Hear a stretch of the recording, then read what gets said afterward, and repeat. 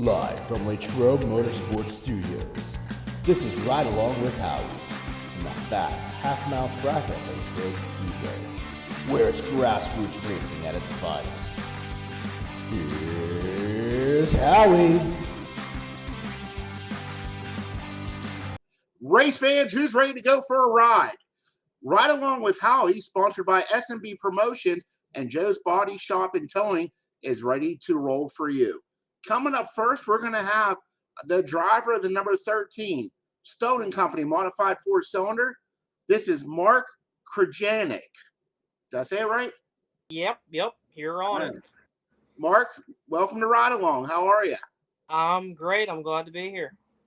Mark, you're having a good season so far. Past week, you had a second place in your heat race, and car seems to be getting better and better every week. And your teammate, he picked up the win and took over the point lead, Tommy Dembowski in the Pro Stock. So pretty good week for you guys. Yeah, not too bad. I know he's been back and forth. 1 week he's, right there. Next week, he's there, but sometimes it's just all about setup, and definitely last weekend, whatever he had going on, he had everything dialed in, and he's usually pretty good with that stuff. And I honestly think that's probably why every week I'm starting to do a little bit better. He's been, telling me a few things that maybe I should change on my car or change my driving style.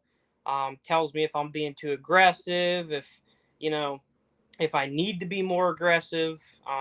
He definitely helps out a lot. He pays attention to what I'm doing and how I react. And, if I come in from a heat race and I'm frustrated because of how I did, he knows how to calm me down, get me set back up for the feature, and then, just try to go out and do my best.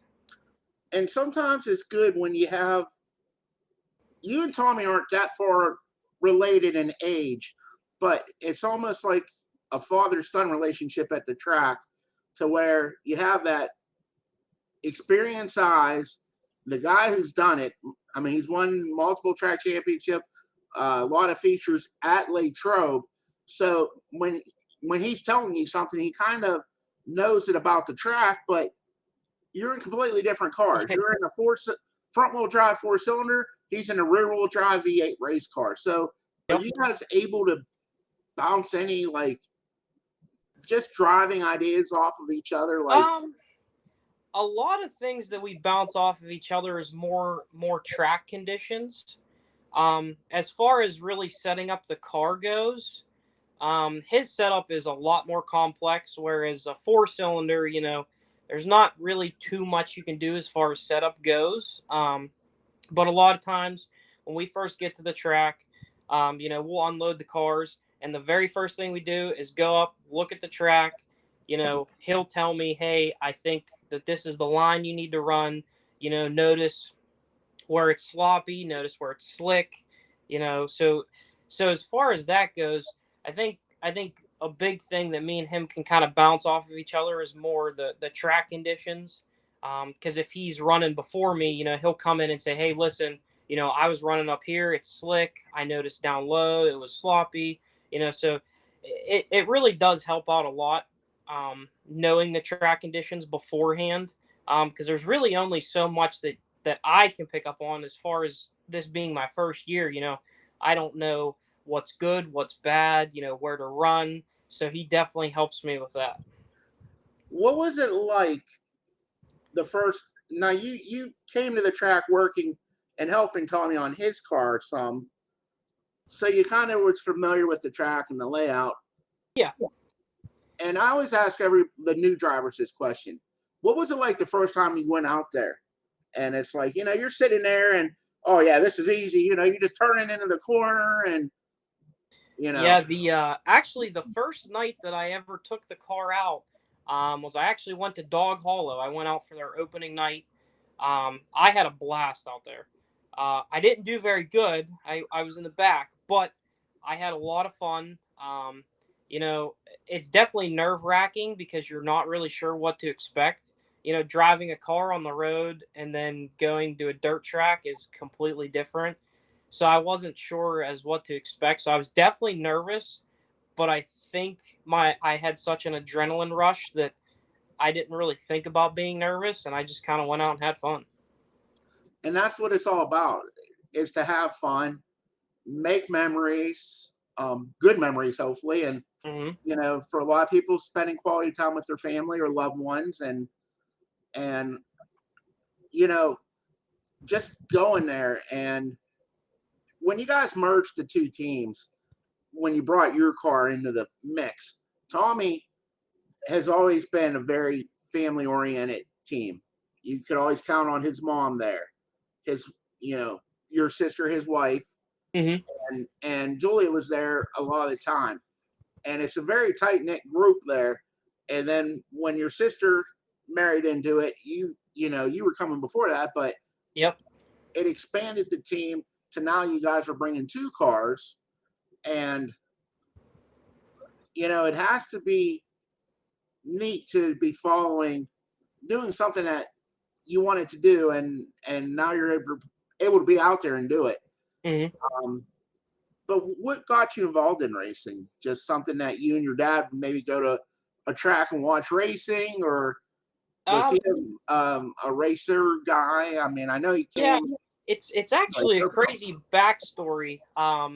My dad used to run around with Joe Gumbach, who used to run street stocks up at Lake Trobe when they were open back in like the early 2000s. They ran the track too. They leased the track for a year. Yep. Yeah. So my dad was there pretty much every weekend, helping him, working on the car.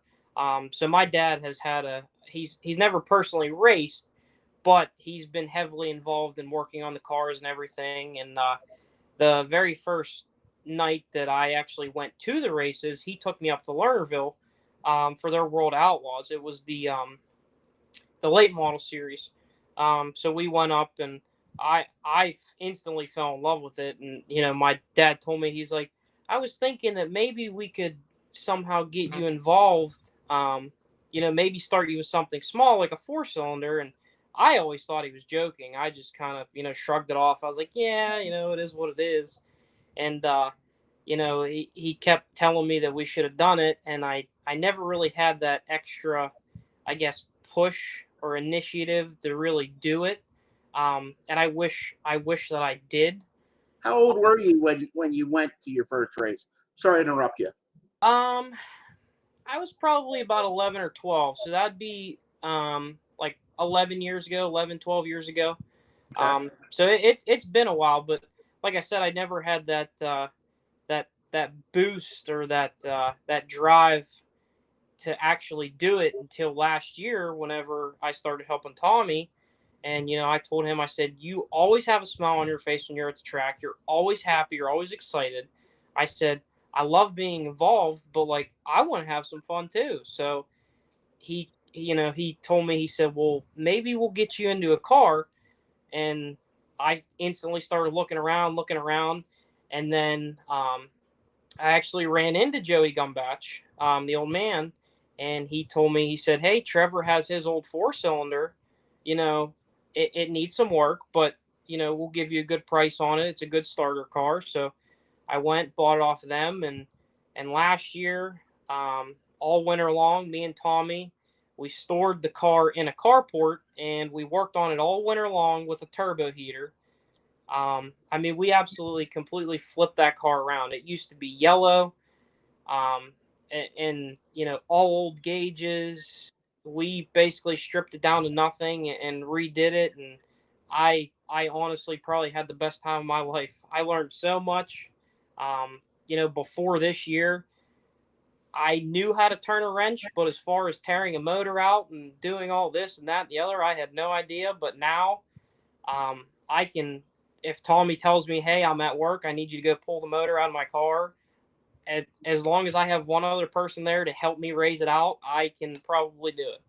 So it's been a big learning curve, and I'm very thankful, to have him teach me these things and basically, be my guide and point me in the right direction, and make sure I'm safe and doing everything the right way. Number 13 on your car, where did that come from? So number 13. So my dad was actually born on the 13th. And he always loved the number 13. He was big into Halloween, so he loved like Friday the 13th movies. So as superstitious as the number is, and as many people think that it's kind of like a bad luck number, to me, in my eyes, I immediately knew when I was choosing my number, I said, I got to pick 13. I can't pick anything else. And unfortunately, we lost your dad about a year ago now, right? Yeah, a little over a year ago. Yep. Okay. And so it's kind of, I don't want to say cool because that's not the best word. Yeah. But maybe you can give me the word. You and Tommy are both racing in honor of your dads. Yes, absolutely. Yep. So yeah, it's nice because after my dad passed away, I was kind of lost for a little while. I didn't really know what I wanted to do, and I was kind of I didn't really have any motivation to do anything. And with Tommy already going through it, I think that's kind of what sparked our connection. Was we had something that we both could relate to, and we carried on from that. And he brought me into racing, which completely changed my life. I mean, I went from just going to work, coming home, sleeping, cleaning the house, to I go to work, come home, I'm either working on my car, or I'm working on his, or we're washing the cars, doing whatever. I mean, I'm constantly moving, jumping around, and it's definitely cleared my mind. Racing is something that when you go to the track every Saturday, nothing else matters. You get to the track and it's just racing. There's no, you don't have to think about work, bills, nothing. Everything outside of racing is just out the door and your mind's just clear. And that's what I love about it. Now, what are your plans for next season? You going to stay in the modified 4 cylinders? Would you like to go in a rear wheel drive car? We actually, me and Tommy actually talked about that this weekend. After I ran, I had intentions on. I bought another 4-cylinder, a Cavalier, and I had intentions on selling the car that I was running this year and building that other one.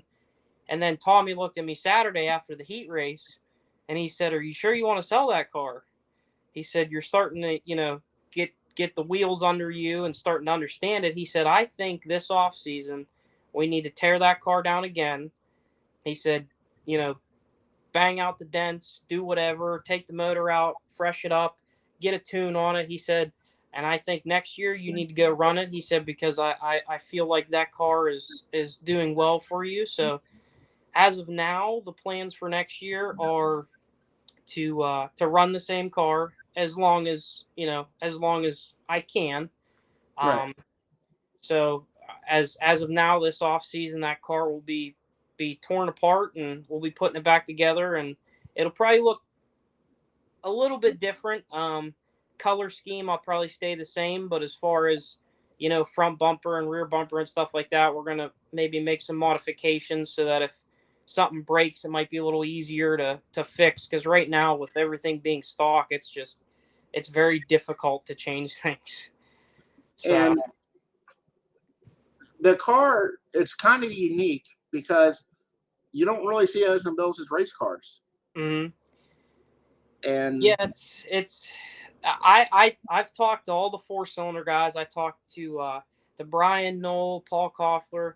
Them guys, they actually used to run those cars on asphalt, and they even told me they're like, those are so outdated. They're so old. You need to hop in with us and put the new Ecotechs in. And hearing that from them guys, makes me want to do that. But at the same time, it's like, well, now I have a point to prove. Maybe I don't need to go modern. Maybe I stick with this, show them guys what I can do, show them what the car can do, and, give me some motivation to try to do better.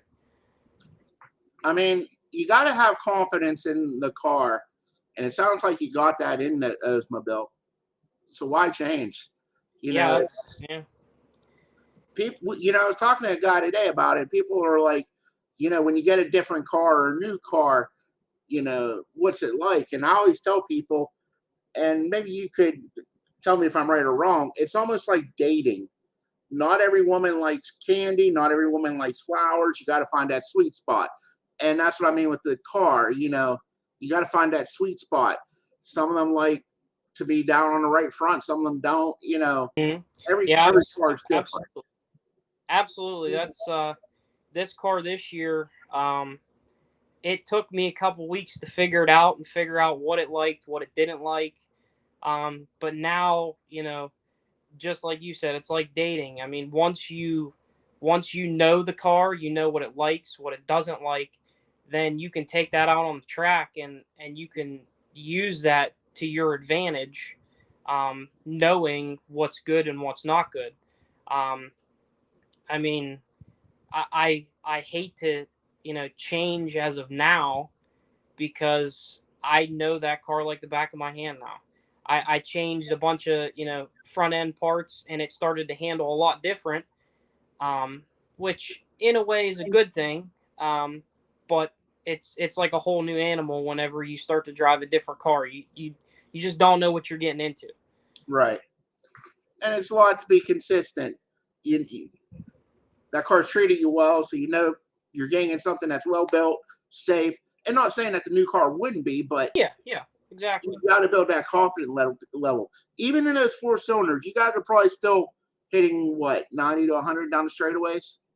Uh, I don't have a speedometer in mind, but I would probably say that we're probably in the 80s somewhere. Okay. I know Tommy. I know his cars usually top out going in the corner about 100. So I would say we're probably close to somewhere in the 80s, which really isn't that bad. I mean, you get them 410 sprint cars that are doing like 120, 130 in the God. corner. Yeah, they're nuts. And you got to remember something. Even with Tommy, he's on those big racing tires. Mhm. You're on those skinny tires. Yeah.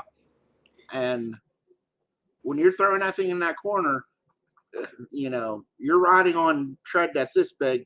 Tommy's this big. So, I mean, it just says a lot. And it's kind of cool getting to talk to the newer drivers because, I like to ask them, what was your first reaction when you went into turn one?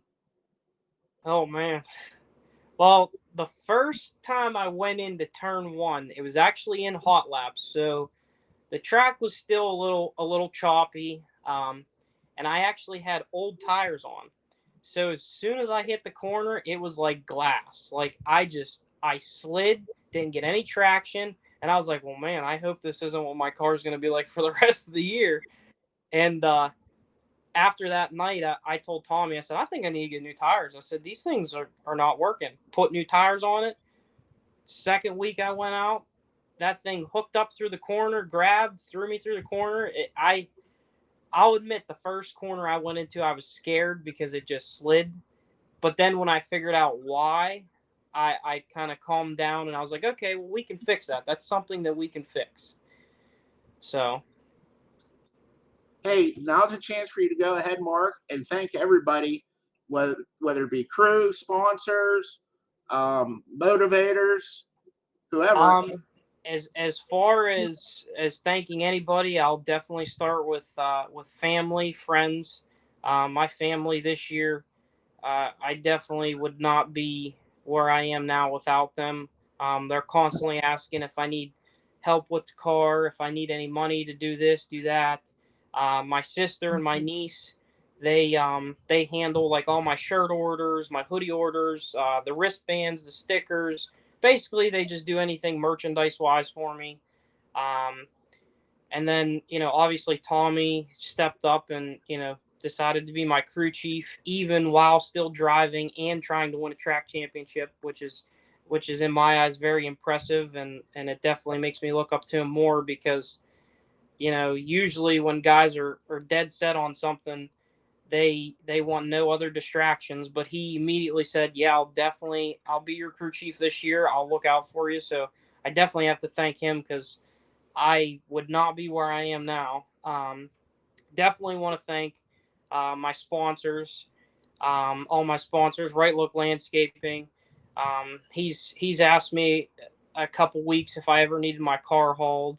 I have Solely Construction Inc., which is my boss. He lets me use the work truck pretty much every weekend and says, hey, don't worry about putting any gas money in it. Just go out there, have fun.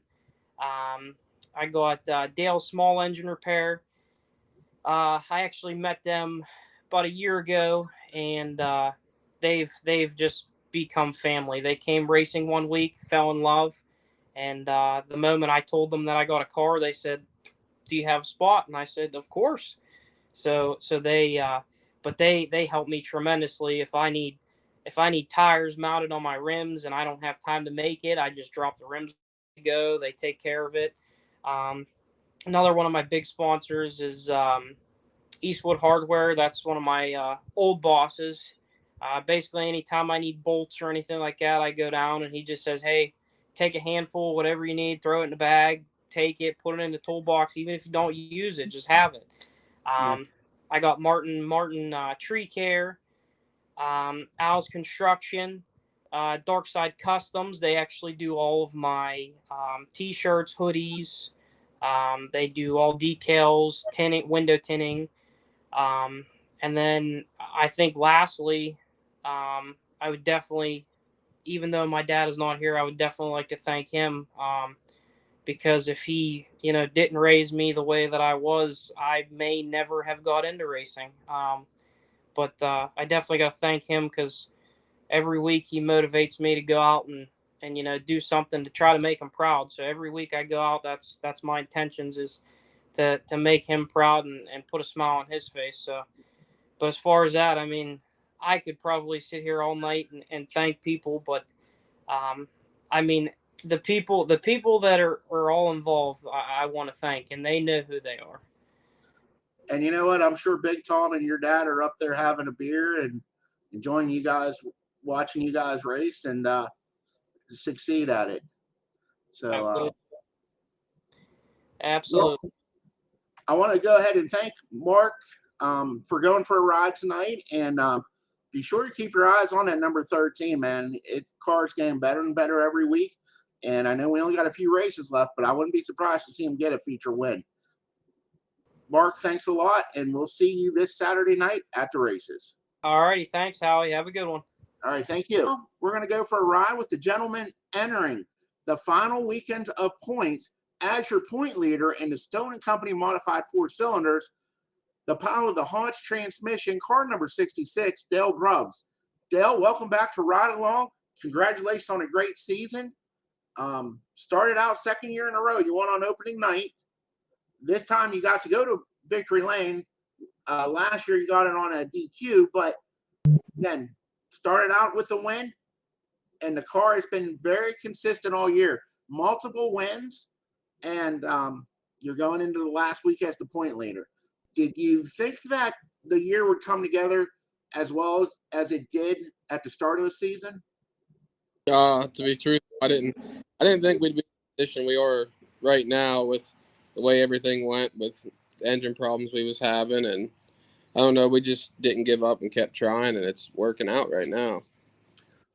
And all the wins you had this year, what would you say have been the highlight? The night of the photo finish with you and Jeremy, the win on opening night, getting to go to Victory Lane, or the third one of the year? The photo finish with Jeremy was pretty cool, but I don't know. The first one was real nice because we had to work hard for that one. We had to run down a lot of cars and pass a lot of people to get that one. And I remember the night of the photo finish, you and Jeremy both pulled into Victory Lane, got out of the cars, and yelled, "Who won?" And I said, "Grubbs." And I think Jeremy started jumping up and down, and you said, "Wait a minute, Jeremy, we're both Grubbs." Yeah. And I was still waiting for the official word, and it came down, it was you. But I mean, it's just, we talk about this a lot. The modified 4-cylinder, you guys are almost all family, and you're going into the last night battling. I guess it's your cousin, Paul Koffler III, by way of marriage for the championship. Yeah, he's married to my cousin. and Colton McNanny not out of it either. So, it's got to feel good knowing that the small team that you have is competing with the big teams up at the track. Yeah, it's kind of. I didn't think we'd be in the position we are. I mean, we haven't gave up, and I can't thank my dad and my uncle. They've, if it wasn't for them, I would have threw in the towel about mid-season with all the problems we was having. But every time I said I was done, my uncle would call me and he'd say, "Hey," he said, "come up to the garage, we'll figure it out." And I don't know, he kept pushing and kept helping. So I mean, he's still helping. The car's sitting in the garage right now, motor tore out of it, broke. So I don't know. And let's not forget, you got inspiration in the pits with your wife and your daughter, who they told me they're technically the car owners. And the weeks that you didn't want to drive, they were out looking for replacement, and you said you would do it. So, Yeah. I don't know. That's one of the big things too. It keeps me pushing. I can't. My daughter loves it. I can't quit. I know she's watching, and I don't know what I'd be representing if I couldn't quit in the middle of something. Knowing she's looking up. and the other nice part is it's a great family time, whether you be at the shop, because there's a lot of Grubbs that race, and you guys are all obviously related, but you guys, all the cars can be at the shop at the same night, whether it be yours, Jeremy's, Josh's, even Koffler's. You guys all race together. Yeah, me, Jeremy, and Josh, we all kind of race out of our own place, but my car stays up at my uncle's garage most of the time, and until he gets a wild bug up his butt and tells me to get it out of there, then I'll bring it home. But Jeremy and Josh's cars, if they ever need anything, it's there, and uh, I go up Koffler's there if they need something, or if I need something, I go up their place, and they're pretty great people to help you out. And going into this last night, what would it mean to win that championship? Not for your daughter, not for the family, for Del Grubbs. Oh, it'd be pretty sweet in racing. I don't know. For a little while now, I haven't ever been in this position, so it'd be nice to actually finally be able to do it. And let's say you are honored as the champion this year. What does next year hold? You want to come back and defend? You have aspirations of moving up? You want to stay in the floor cylinders? I think we'll stay right where we're at. I just financially can't afford to run a big car, and we'll be back next year. I keep saying I ain't gonna race every week, but my wife said that you said that last year, and Koffler's called me out on it too there Saturday night after the race. I said, yes, and next year I ain't racing every week. And they said, you said that there last year, and look at you. I said, yeah, you're probably right. I don't think you have much of a choice. Your daughter is very young, but I think she's the boss of the race team, and she says, "Daddy, we're going racing." I think you're going to go racing. Yeah, we give her the option if we want to go racing or not, and it's usually about midweek or Wednesday or Thursday. She'll start asking, "Is it a race day?"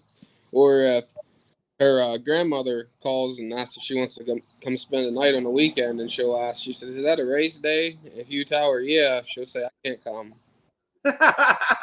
A girl with priorities. I like that. Yeah. Hey, how did you get involved with racing, and where did you get involved with racing at? My dad and uncles, they raced at Motordrome back when it was dirt, and then my grandfather had an old Dodge Dynasty that he was taking to the junkyard, and that's when Motordrome was running Enduro races. And I said to my dad, I said, "Hey, I'd like to try that." So we built that Enduro car, and that was fun. And then it was a year or so after, my brother-in-law Jason Kelly, which is Greg Kelly's brother, he had a Pontiac Sunbird sitting over at his house that was already built. And I said to him, "Are you ever going to race that?" He said, yeah, and it sat there and it sat there. And then one day he called me and said, "Hey, if you want to race that car, go pick it up and race it." So that's kind of how it all started. and then you ran down at Motordrome until they closed. And did you race after 2015 until Latrobe opened, or were you? We raced down, I think it was a year or two. We never did any good. And then my daughter, I think I sold the car. It was 2 or 3 years I didn't race, and then Latrobe opened back up. And it wasn't the first year that it was open. It was the second year that they was open that I went back racing. Now, how did you, the car you have now, how did you acquire it? Did you build it, buy it? I pulled that car out of a junkyard. A friend of mine has a towing business, and somebody didn't pay the tow bill on it or whatever, and I called him up, was looking for a Pontiac Sunfire. He said, "Yeah, I got one here." He said, "Pay the tow bill on it, and you can have it." And I went over and got it. It was sitting in the weeds at his junkyard. And then the cage, did you build one or buy one, or? We bought a cage kit, and then that was just like a 4-point cage. And then we added all the other bars and stuff. My cousin Bobby, I can't thank him enough. He does all my welding for me, because if I welded it, it would fall apart. Well, we don't want to have your car falling apart. And you mentioned some of the family, but is there anybody else pit crew wise? Let's go ahead and talk about your marketing partners that help make Dale Grubbs Racing possible. Yeah, my dad, my uncle in the pits, my wife. Are racing for this championship this upcoming Saturday night. And last weekend, Paul was involved in an accident. Now, is that going to kind of divide you guys when you get there on Saturday? Because you literally pit side by side, and you crew together, you eat together, you party together. So what's the atmosphere going to be like? Do you go like you're going to war, or is this just like a teammate deal? I don't think there'll be any war. I mean, they needed some parts there. I had them laying around. I took them up to them on Sunday. They do the same for me if I needed it. And it's you can't go into it like that. We're all friends. Whether I told them, I said, whatever happens out on the track, I said happens. I said, but I know it is what it is what I call it. And that's a great way to be, because you know what? Championships last forever, but family is more important than that. And you know what? It's great to know that that's the attitude that you guys have going into this. And like you said, you want to beat him on the track, so Sunday you're running him parts up to get his car back together. Yeah, that's whatever I have to do to help them guys out. They help me out tremendously with everything. So whatever they need, I'll help them with. Now let's go ahead and talk about the marketing partners that you guys have at Dale Grubbs Racing that make the car possible to go around the track. First, ADS Hauling, they help out a lot. He helps pay for some of the bill whenever we had an engine built, and then unfortunately we kind of got messed around this year, didn't get our good engine. He helped pay for that though.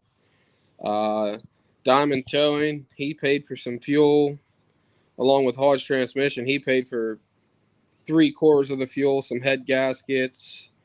Penn Service, they picked up a few things here and there. Fink Funeral Home, they gave some money there at the beginning of the year to help out tremendously. I couldn't do it without all them. It's kind of unique having a funeral home as a sponsor. Hopefully you don't have to patronize that one for a while. That's a story for another day, how I got that sponsorship. Hey, Dale, in all seriousness, I want to wish you, the Kofflers, McNanny, and everybody the best of luck going into this upcoming Saturday. And no matter who wins, we're going to have a hell of a party afterwards, aren't we? Yeah, I mean, whoever wins, wins. However the cards fall, they fall. I'll be happy either way for whoever gets it. Dale, you should be very proud of the year you had. The model of consistency, that diamond towing number 66 has been fast all year. And again, you should be very proud of the year you had and the effort that you and your sponsors and crews have put in. Thank you. Race fans, be sure to keep your eyes on the Hodge transmission, Penn service, number 66. Dale Grubbs, the driver. He's going into the final night as your point leader. Thanks again, Dale. Thank you, Howie. Have a good evening. Race fans, that's going to conclude another edition of Ride Along with Howie. And while I have a chance, I'd like to go ahead and thank my sponsors, SMB Promotion and Joe's Body Shop and Towing, for all their efforts to make sure that Ride Along was possible.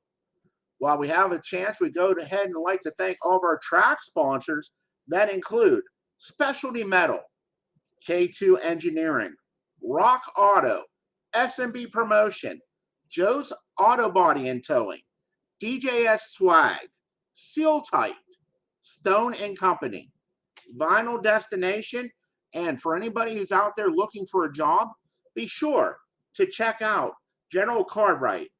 They are hiring immediately, and their benefits start on day number 1. For more information, please check out their website. If anybody's looking for a car, please check out Gary's Auto in Uniontown, Pennsylvania. Nobody walks away from Gary's unhappy. And that's, one more sponsor I got to thank. I'm slipping here in my old age. Latrobe Glass and Mirror. For the best piece of glass around, be sure to go to Latrobe Glass and Mirror. Please, if you have the opportunity, support those companies that support racing, and we'll see you this Saturday at the races.